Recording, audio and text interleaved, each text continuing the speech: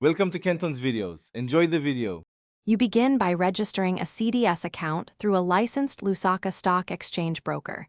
This makes you the legal owner of shares. Once done, complete KYC with ID and proof of address. These documents speed approval.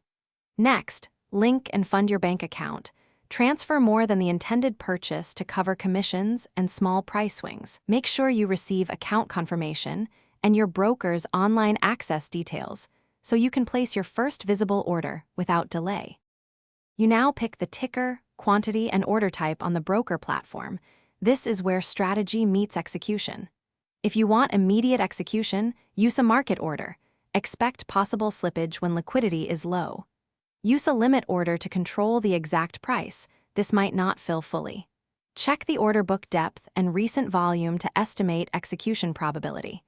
Make sure you review fees and final cost. Then submit the order and watch for the trade confirmation message from your broker. Once the trade executes, confirm the trade ticket and wait for the settlement confirmation.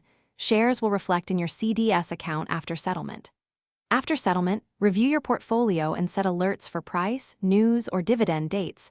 This helps you manage risk.